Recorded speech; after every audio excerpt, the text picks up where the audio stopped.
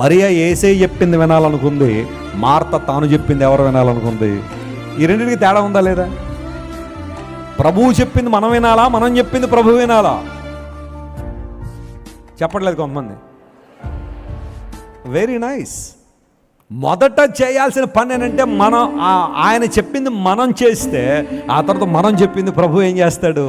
ఆయన చేస్తాడు. కానీ మన ధోరణి ఎప్పుడు ఎలా ఉంటుందంటే, ఇంక జీవితాంతం నేను చెప్పిందల్లా ఎవరు చేసేయాలి? ప్రభువు చేసేయాలి అన్నట్టుగానే కొంతమంది.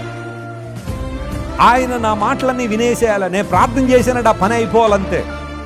But we never focus on God's word. దేవుడు మనకేం చెబుతున్నాడు అనే దాని మీద మనం ఆలోచన చేయం. ఎప్పుడు కూడా మనం దేవునితో ఏం చెప్పేస్తున్నాం? ప్రభు నాకు ఈ టైంలో ఇది కావాలి, అది కావాలి, అది కావాలి, ఇది కావాలి, వాళ్ళు కావాలి, వీళ్ళు కావాలి, ఆ డబ్బులు కావాలి, ఈ డబ్బులు కావాలి, అంటే మనకు కావాల్సినవి చెప్పేసి వెళ్ళిపోతాం. కానీ ప్రభు ఏం చెప్తున్నాడు అనే విషయాన్ని మనం ఆలోచన చేయం. Mary was focusing on God's word and she was cleaning something very good. ఆమె కావలసిన వాటిని ఆమె పోగు చేసుకుంటా ఉంది. ఆత్మనేత్రాలతో చూడండి.